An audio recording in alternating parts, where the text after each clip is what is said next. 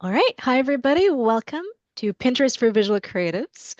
I'm Elisa Singh, co-founder of the CCC, and my other co-founder is Lauren McConnell, who is letting people in very graciously. Today, we're going to be hearing from the wonderful Amy Griffin all about Pinterest. Before we jump into Amy's presentation and all of the juicy information she has for us, I have a few asks for you, please. So, because some of us know each other in here, but not everyone does. So I'm going to ask you to throw in the chat. And here I'm just going to put it in there so you have a visual thing to refer to. I'm going to ask you where you're located, what to do, and where we can find you online. So that can be like your website or your Instagram or whatever, wherever we can find you. So that's in the chat. Let me know. Let me know what you do and where you're located. All right, we've got Haley, who is currently in Madrid, an illustrator. We've got Beth, who is in St. Louis. Beth, is it St. Louis or St. Louis? I never remember. It's St. Louis, but Louis is just fine. Thanks. It's the Canadian part, right? Yeah, We have to make it francophone. you have to make it fun. Yes. So Beth's joining us from St. Louis. Cecilia is an illustrator and service pattern designer from Italy.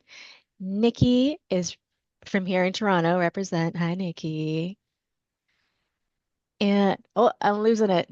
Bobby's in Dallas, Texas, also an illustrator.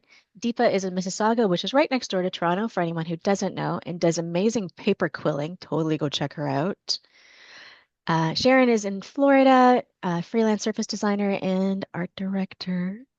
And Cindy is in Edmonton. We have a lot of Canadians today.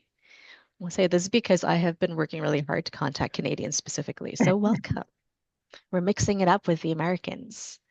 Cindy's a photographer and does voice work. Lauren is in Owen Sound outside of Toronto. We all know she's amazing, creative business coach. Sophia, thank you for joining us from Greece. I know it's late there too. And Mary is a wonderful jewelry artist from Pennsylvania. And Natalie, another Canadian sneaking in Ottawa, production coordinator and visual artist. Now, I have spoken to every single person in this room, and I can very confidently say all of you are wonderful artists. If you don't know somebody here, go check out their stuff because they're amazing. My next question for you guys, thank you all for sharing, is show of hands, who has a personal Pinterest board? Sharon's not really sure, maybe. Hi, Sophia. All right, we got a bunch of personal Pinterest boards. Everybody's got the recipes and like the dresses and like in my case it was like I was moving and I had to like what do I want my new space to look like? Next question, also by show of hands. Thank you, Amanda. Yes, Amanda has digitally raised her hands in the chat. Hi, Leela. Nice to see you. Next question. Have you used Pinterest to promote your business? Not enough. Okay, all right. Yeah. This is why we need Amy today. Um, and now with thumbs up for like pretty good, thumbs down for not at all, and like a hand wiggle for like how comfortable are you with Pinterest?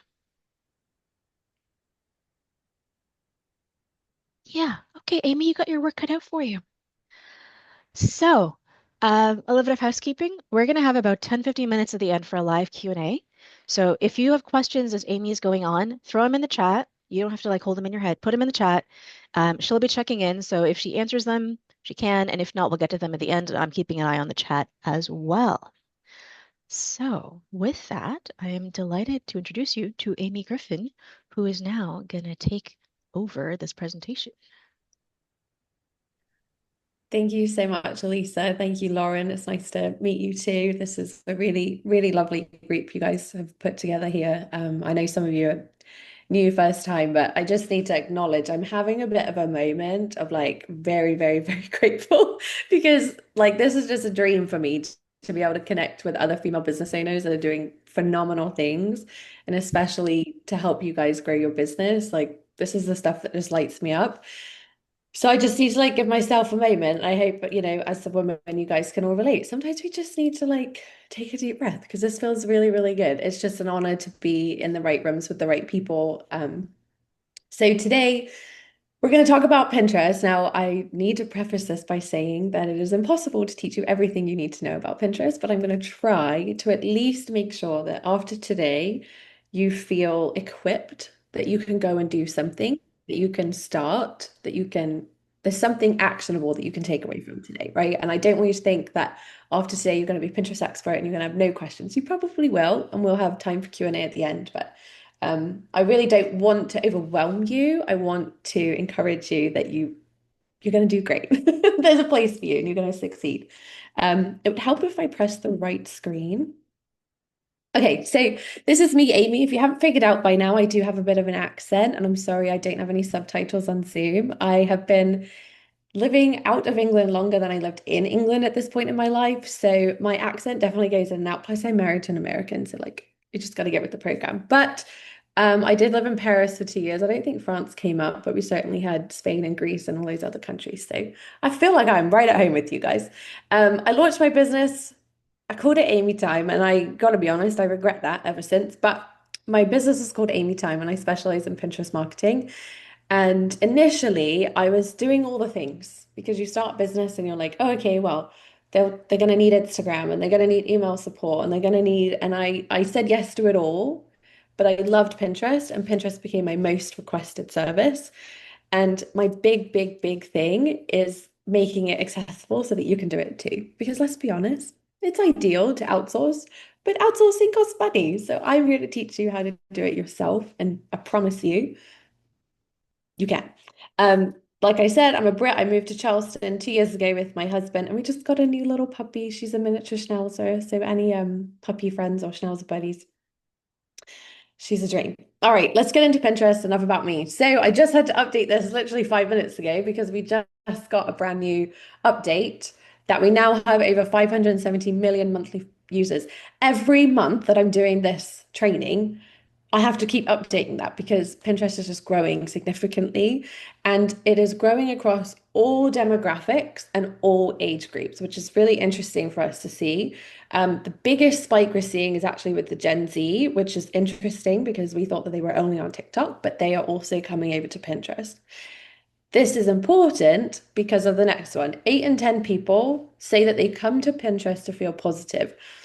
Throughout this, I'm going to talk about how you feel as a Pinterest user versus how you're going to show up as a business owner promoting yourself on Pinterest, right? So I want you to get into the mindset of as a Pinterest user, you probably didn't realize, but you do open that to feel positive. You do scroll on there and you certainly leave the app feeling a lot better than you did when you go on these other sites.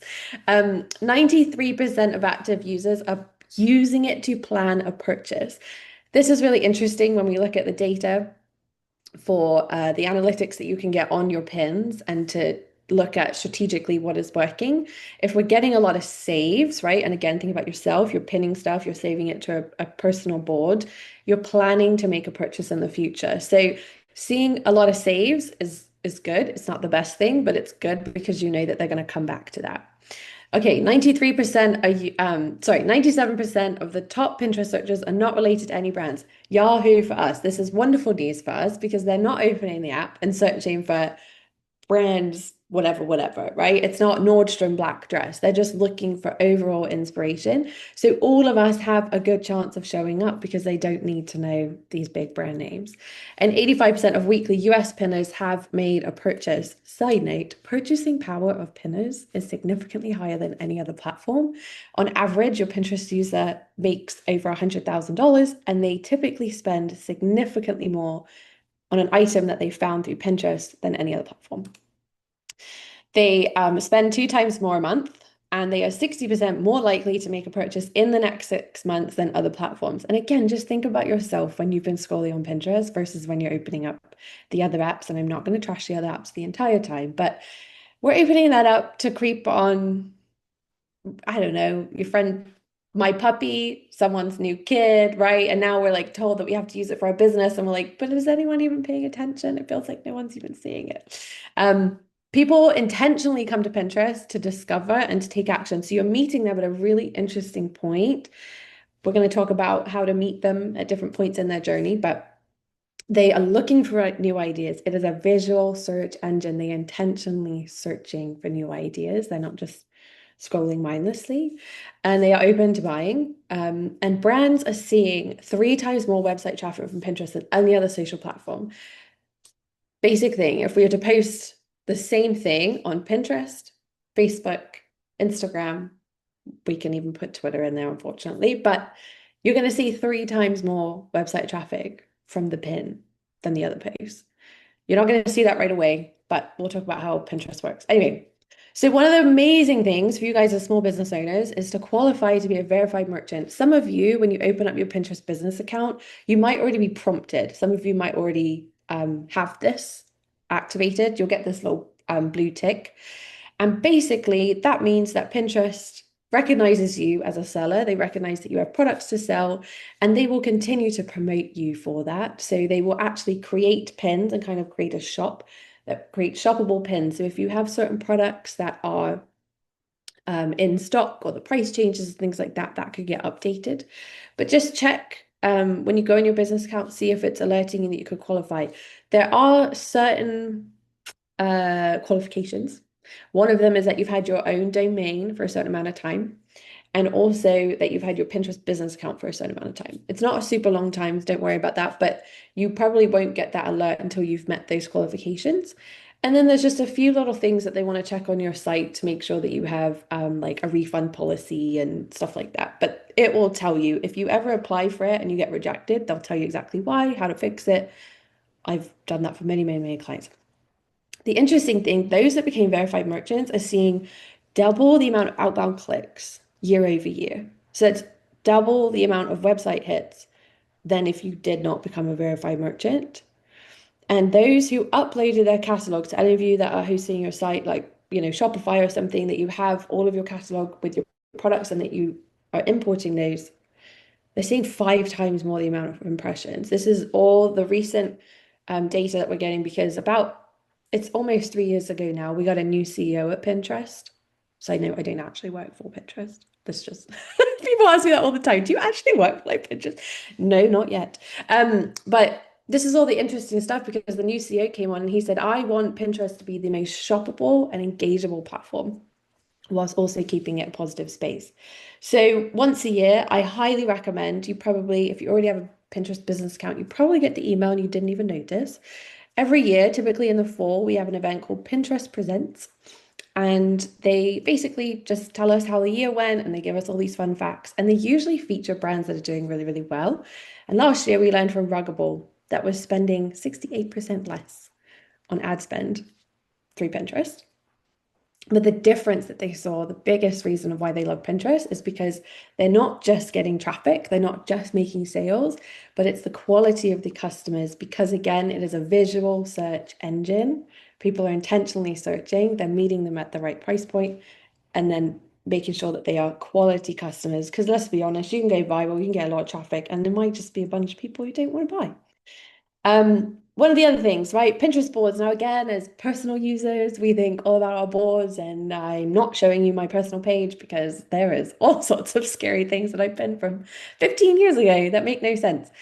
But as a business owner, the beauty of Pinterest boards is that there's no limit. You can create as many as you want, and they can really cover the range of different avenues of your business. I'm thinking about you guys with different collections and things like that. But the thing is, you could pin the same pin to different boards and it qualifies as fresh. So when you post one thing on Instagram, you're like, oh no, everybody's just seen that and I can't put that up again for at least a year. And then people might still remember. People don't really remember, but that's how we feel, right? But with Pinterest boards, we could actually find a way to repurpose the same content across multiple boards. For example, one of my clients who is a little board crazy, but I say, you can have a 3-bedroom townhouse, you can have Buckingham Palace, and I'm British, so let's go for Buckingham Palace and have the most rooms in your house as you want, which is your Pinterest boards are rooms in your house, basically. So the way that we're decorating them with the pins, this is a home organizer, she could have one product that is like her number one product that she recommends for home organizers, but she's able to repurpose that and show that product in all these different spaces in a room. So then it qualifies to be pinned on all those boards. So I don't want you to think like, oh, I'm just pinning this one item that I have, this one design that I have, this one creation that I have once and done. That's not the case. We could put that across many different boards. And we'll talk about keywords in a minute. It really streamlines the content creation process. I just made a like chart yesterday, and I'll send it to you later, Lisa, that whatever your initial point of content is, now it could be that you guys are shooting content to for a new product collection. It could be that it's a service that you're trying to get booked, or it could be, just like a sales page, or it could be whatever that initial bit is that we're trying to repurpose. Sure, we initially go, okay, I need to get that on Instagram. I should probably tell my email list. Well, when you really think about how it's going to end up on Pinterest, that really streamlines everything because every single pin needs a URL. Before you start creating pins, I need you to sit and think about where is this pin heading? What am I leading this to? Because you're going to get significant traffic. What am I taking them to? So it really just helps to streamline everything because you work backwards from the end goal is to sell this product. The end goal is to get them signed up for this. Okay, well, how can the pins lead them on that journey? No surprise, my organizer client said that my content finally has a home. She just felt like she was showing up on other platforms and it was just like absolute chaos, like throwing stuff on the wall. Now she feels like it's organized. And in case you guys hadn't realized, your pins continue to circulate for years to come. Like literally, I don't know if I posted on Instagram today because I've got a lot going on. I don't remember, but even if I did, probably no one's seen it, right? And then your stories, they lasted 24 hours and you hope that like 2% saw it.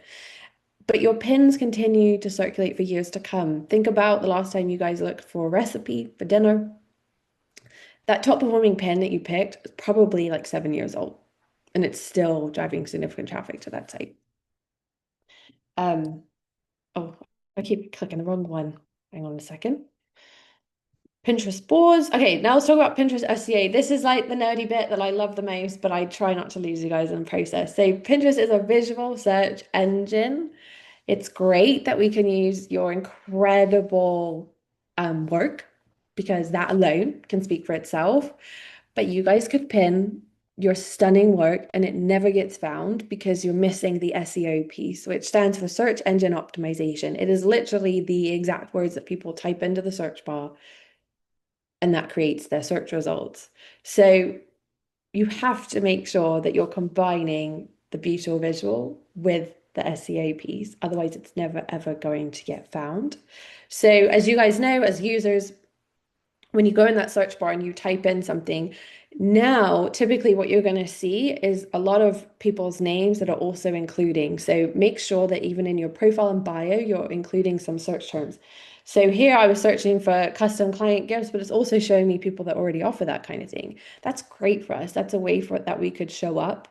So definitely put in here Illustrator, murals, just whatever you want to, whatever your titles are. Side note, the way we talk about ourselves and the way that people search for us is not the same.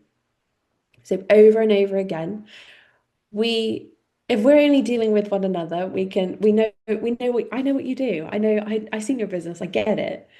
But a total random potential customer isn't searching for you in that way. They don't even know. I was just working with a textile designer. That makes so much sense to her. Nobody searches for that on Pinterest. So we had to target more home design, interior design, living room inspiration. She designed some incredible curtains. I would say curtains. In America, you say window dressing, window coverings, something like that. You guys call it something like that. But then it was all like, it was for window treatments, that's the right word. See the power of SEO. Window treatments over bathroom, window treatments over like a kitchen, such and such. Like that's how she's going to show up, not just saying that she's a textile designer. So then when we target the SEO, then we make sure that the visual is going to match, that we're going to showcase these stunning bathtubs with beautiful windows with her curtains right behind it, window treatments. The cool thing about keywords is that we can target specific audiences and then we can target different audiences. Now, this comes into a strategy piece, which again, I don't want to overwhelm you guys, but we can target, like if we have the same image, we could use keywords on this one and then different keywords on this one and see which one is getting you the most traction.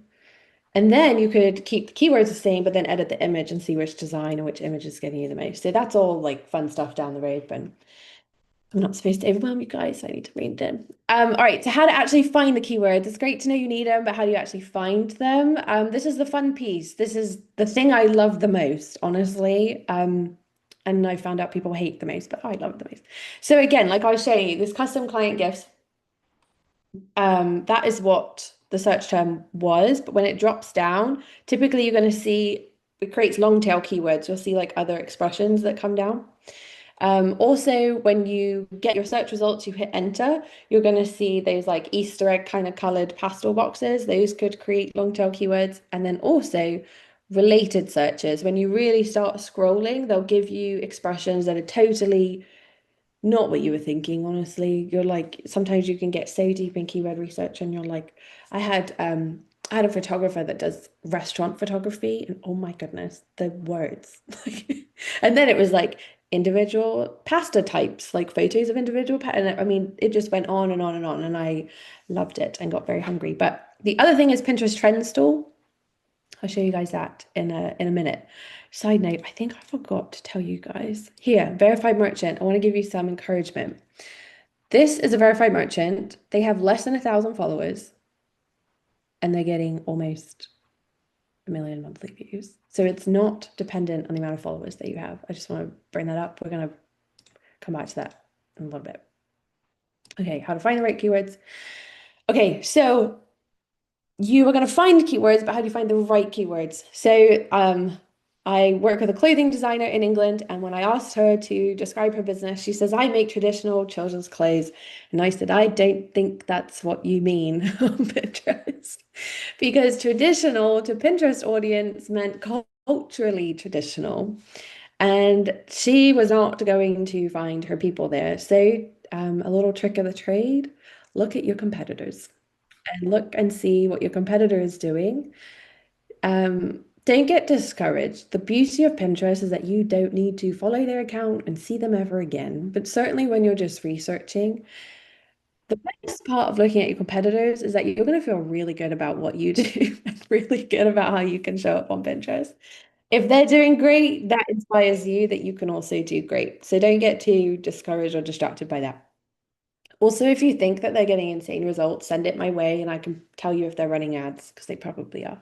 Okay, so the difference in traditional, once we switched it to handmade, then we started showing up, then it was the right thing. So just play around, right? If you're like, when I hit enter and the search feed's showing up and it's not quite my vibe, just keep playing around with it in different ways to describe it. And now Pinterest Friends tool. So I don't know if any of you guys are familiar, but when you go into your business account, you drop down, and one of the wonderful things, there's so many things we have access to on Pinterest, but one of them is the Pinterest Trends tool. And this is typically the most accurate predictor that we have because it's based on the last 2 years of Pinterest searches. And you can look at now they changed it to like 3 months, 6 months, a year, 2 years. But you can literally see across the last year when certain search terms and certain expressions were skyrocketing. Now, this is really, really good to predict your content and time your content when you're creating it.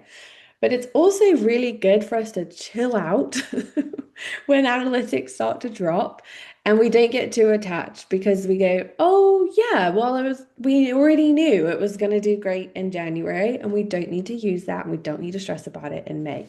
So this is a client. I keep this up here because she's so seasonal content, but honestly, every year her charts still look the same. But what you'll notice is obviously with Christmas crafts, she's a blogger and she has a membership. Actually, the time to start prepping and posting that pin is in September. So then she can get and ride the wave because your pins don't actually, like if I post a pin today, it doesn't actually get seen today. And it takes, we should say it's like 2 weeks to get indexed. I've seen it happen sooner than that. But really taking off is like 4 months. Like my all of my management clients were in May. Their most top performing pins are typically from January. So we always have to be ahead of the curve. So just looking at this helps us to know, and then we know Don't even bother pinning about that after here. Let's drop all of that content. Whereas the more general topics, right, it's still her business, but just general expressions of arts and crafts, sewing, clay crafts. We're safe to use those all year. There's a significant interest in them all year. But again, with summertime, the peak, we're gonna start, yes, middle of March, we're gonna start pinning to talk about summertime and then drop off in September. So if any of you have seasonal launches or products that are, we're prepping for Christmas and things like that, and you're probably creating that already to get it picked up. And then you're like, I have all this content, what do I do with it? You can put it on Pinterest. So you'll be ahead of the curve. At Pinterest Presents, we have from JP Morgan Chase. I'm not gonna lie, I was like, what the heck is a bank doing on Pinterest? Like, how are they getting results? And basically, they were telling us the thing that they love the most about using Pinterest and why it's so successful for them is because of the audience insights. They get to learn and think about it yourself as a Pinterest user. We get to learn and align with the big life moments of potential customers.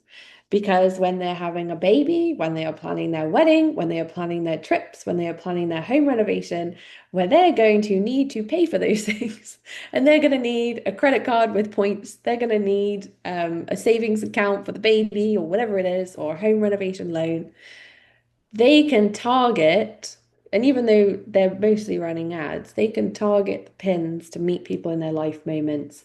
So think about that when you're creating your content, regardless, it does not need to be ads for organic content. How can I meet my customer at different life moments? So thinking back to the textile designer, it's not just, showing the window treatments in a kitchen versus the window treatments in a bathroom, but how could we also really reach them out with it's their first home or it's the window treatment in the baby's nursery and things like that, right? How can we really tailor the approach? So where to use your keywords? Number one, like I showed you, you can show up in the search bar because you've put it in your profile name.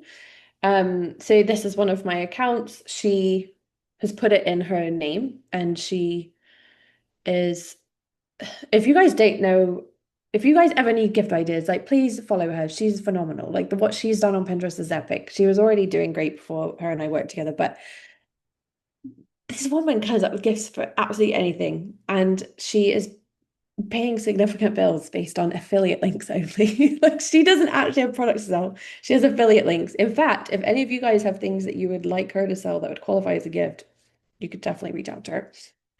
What I wanted to show you why I pulled her again, 62 followers on Instagram, you would die to think you only have 62 followers, right? And half that's your family. 94,000 monthly views. That's pretty nice. In a year, she only gained 32 followers, but we've increased it to almost 300,000 monthly views. So your impressions is not dependent on the amount of followers. I don't want you guys to hustle to try and get followers. Um, that's not what's important. Okay, so profile and bio, which is here, right? That's your profile name, and then your bio is in here. And then pinboard titles and descriptions. So my home organizer client who's boards obsessed, right? These are all keywords. All of her board titles are potential keywords. And then when you create the board, you hit edit and then you can pop up with a description. There's a little box. And in there, you're like, join this board, follow along this board for blah, blah, blah, blah, blah. I have a freebie that's give you plug and play prompts if you are just like, Amy, I can't sit here. Also, I did create a ChatGPT thing if you want that, because that's even quicker. But basically, follow along for keywords. Here you're going to find another keyword. Visit my website for more keywords. And I'm going to stop with those noises. Okay, so on the actual pin itself, if you guys have any experience creating pins, this is typically what it looks like.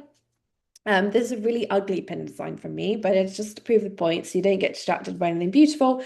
You have the pin graphic itself. That's a great way for you to put a keyword on it.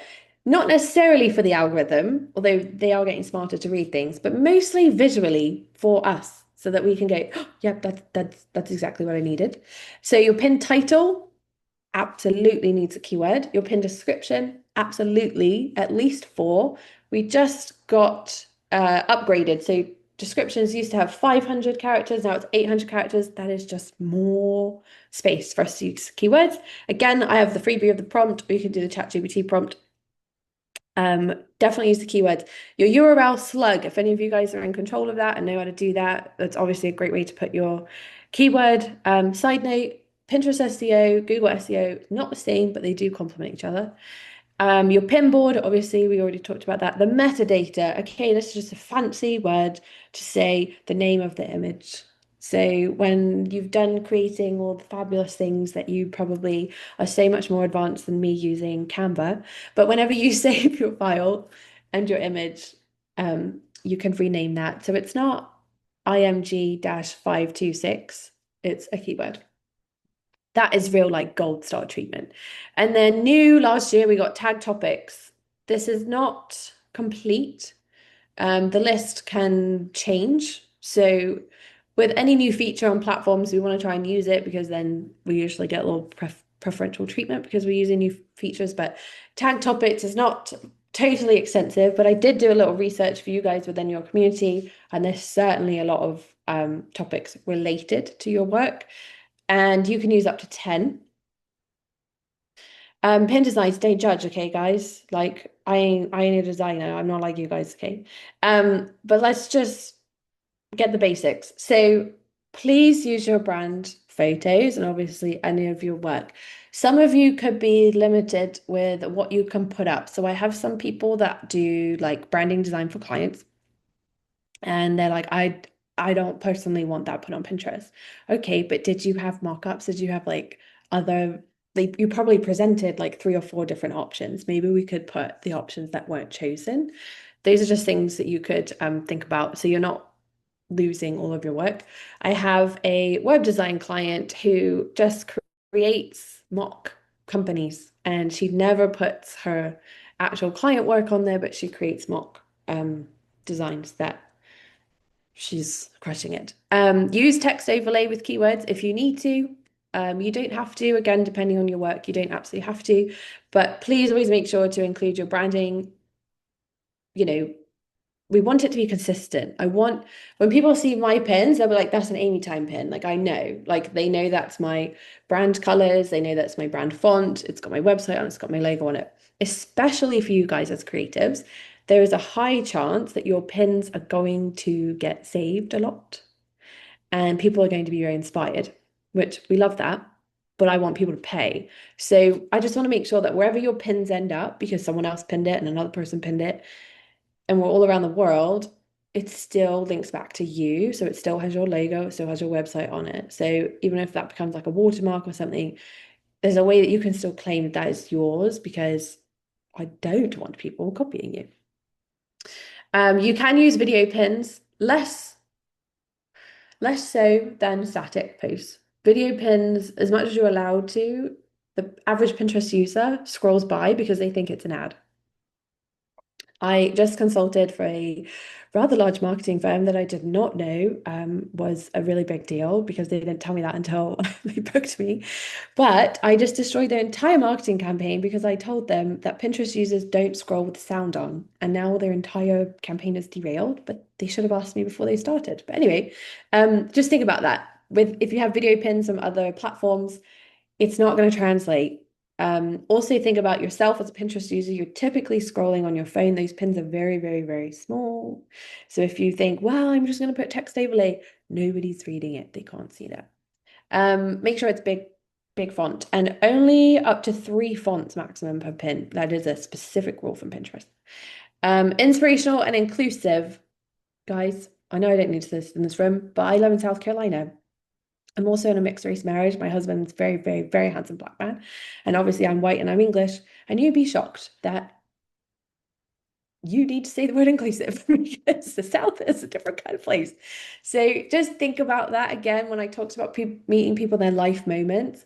This is something that shows up all the time in keywords. Pinterest users want to see themselves.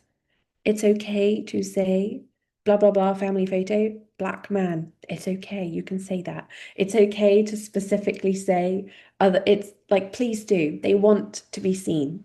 Um, and yes, it's trying to be the most actionable, most shoppable. So if there's a product to sell, tag the product. We'll talk about that in a second. If this is a blog post that we're linking to, if it's a YouTube interview of you, if it's work of you doing something, if it's podcast, you're interviewed on a podcast, like make that call to action obvious on the pin so they know there's more behind this pin. Like I need to go the whole journey and to get onto whatever this is linking to. So on actual, oh, hang on. I forgot one more thing. Okay, so these are 5 designs for the same exact thing. You guys probably already figured that out. It's actually the same image. I just was lazy and just used the same image. I just like did it from different angles, but it's the same image. They're still the same fonts. But just you can repurpose the same thing like in many, many, many different ways. Honestly, 5 is the bare minimum you should do. You can, there's no limit. You can make as many designs as you want. Okay, so on actual Pinterest pins, when I showed you guys what it looks like to upload a pin, underneath your tag topics, you can add tag products, and you guys can tag up to 25 different products per pin, which is incredible because that creates a shoppable pin. You can use affiliate links. So if you guys have any affiliate links at all, you could do that. So for example, you probably are seeing this kind of combo pin of a roundup of Amazon things. They can purchase and use that affiliate link right there in the app and not need to like click out to a blog post and find it, right? You could just get that affiliate sale right there on the pin. Up to 25 different links. The same applies for your products. If you guys are going to tag your products, there'll be a little drop down, and I think it says more, or I should look before I speak, but one of the things you could turn off is to show similar pins. And again, typically on Pinterest, you're looking at one thing and they go, oh yeah, but here's 25 others that look kind of similar. If you don't want them to see your competitors, turn that thing off. So the only similar things they're seeing is stuff from you. We can link it to a blog post, your services page, booking page, whatever you want, your freebie. You can use it to grow your email list. You can use it to drive traffic to your podcast, YouTube. Like, guys, you can literally do anything with Pinterest. Okay, so actual analytics, let's nerd out a little bit. So average accounts, it takes about 4 to 6 months to really take off. And I personally love looking at the data because I love when it's all in green and everything's just going up and up and up. So what I want you to see, I need an update on this a client account, but basically you're going to get impressions, which is just think about yourself scrolling. That's the amount of times that it's popped up. What we really care about is the engagement. So engagement includes outbound clicks, saves, and also pin clicks. So again, when you're scrolling and it's super, super small and then you tap on it, let me take up the whole screen on the phone, that's a pin click. So when you look at the individual, this is the overall account, and then when you look at the individual pin, this particular one was like going a bit nuts. I know it's definitely more popular. I definitely need to update this. Okay, so overall impressions over the last 30 days, that's just the amount of times it was seen. But the pin clicks and the outbound clicks are so interesting because again, when we post on these other platforms, what happens in the first 24 hours? Like that's it, and it's just going to stay there. This continues to grow over time. So she was getting more outbound clicks month on month. And I don't want it to be saved. I want people to actually take action because she makes money on affiliate links. So I couldn't care less if they saved it. I care most that you get the most outbound clicks. But impressions, that just means that you're getting seen, but the engagement is what is your money maker. And you might be getting a lot of impressions. That could be good. That means that your keywords are doing really, really well, that you're showing up in the right audiences, we're pushing your content out to the right places. But if no one's really engaging, no one's really taking action, that's a problem. I'm testing some ads right now, and we're testing an ad to a freebie versus an ad to a paid product. The freebie is taking off significantly. Your Pinterest audience, they love something for free. Then you can get them on your email list, then you can nurture them, and then you can convince them to purchase. But your Pinterest audience had no idea who you are. They don't even follow your profile. You just showed up on their account in a search, and then they're like, "Oh no, I'm not ready to give you money yet." But if there's something that I can like contain, stay a little connected to you. Also, 13 people clicked this and no one visited her profile. Great. Don't need to worry about followers. Thank you. Don't need no DMs. Don't need to worry about any of that. A typical account takes about 4 to 6 months to take off every single time. I have a bunch of content coming out next week for a 6 month client, and they all look the same. It takes 4 to 6 months to consistently pin. I will say you need to be pinning daily. Don't freak out, don't get overwhelmed. It's easy, I promise. But every single time it looks the exact same. It's this 4 to 6 month that the Pinterest algorithm really starts to understand you and then really knows exactly who to push you to. And typically that's when you start having the most fun. I have many clients that come to me in month 5 freaking the heck out, and I'm like, you gotta stay until month six, and then it takes off. These are two very different accounts. In her 6 months, she had almost 500,000 views, and in her 6 months, she only, but this is still amazing, had 80,000 impressions.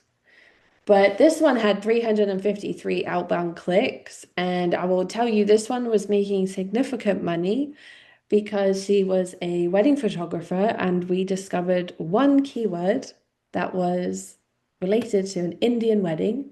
And it went nuts. And I said, do you mind if I edit content next week and like do it again? I just want to test it. Like I just want to see. Like this went like kind of crazy nuts. And we did it again. And within a month, she got 5 weddings. And let me tell you, her Indian wedding bookings are her highest paid booking because those don't just last one day. And they wanted video and they wanted everything. So, yeah, she didn't get as many impressions. It's not 500,000 impressions, but she made a significant amount of money. So, your outbound clicks, that's what I care about. All right, I'm going to talk your ear off. It's time to wrap up. Use a combination of general keywords and niche keywords. Let's be honest. I want you guys to be able to rank for whatever keywords you want, whatever way you want to describe your product. I want you to rank, but Pinterest doesn't know you yet. So you have to use some of the niche keywords, the longer tail keywords that people are searching for. So then Pinterest starts to trust you, and then you can go for whatever keyword you want. You have to be patient, 4 to 6 months.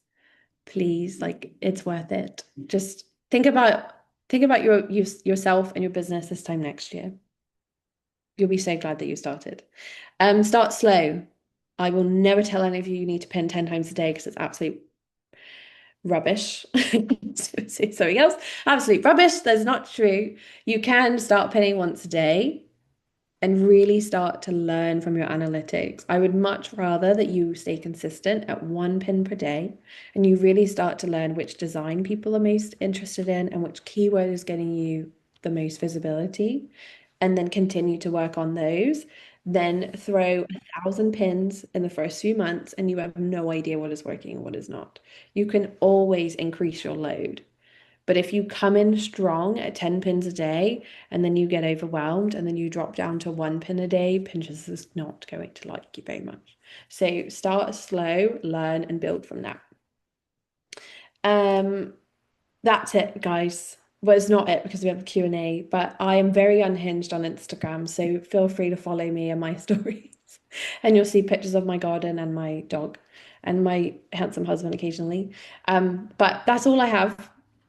Elisa, you have my freebies if you guys don't want to sign up, and then Yes. hit me with your questions, guys. I'm just going to pop Amy's contact info into the chat. Anybody who wants to follow her or sign up for her email list, go for it. Amy, that was incredible. Thank you.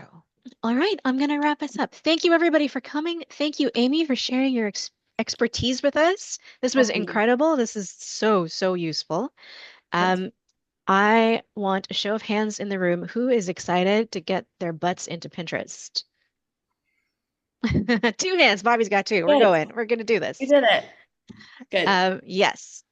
There will be a recording in the CCC. And for anyone who isn't in the CCC, I am going to put a recording also on YouTube, but it won't have the Q&A section because we're going to keep that private. So that's the deal. Thank you all for coming. Thank you so much, Amy. Have a wonderful rest of your day, everybody. Thank you, guys. Stay in touch.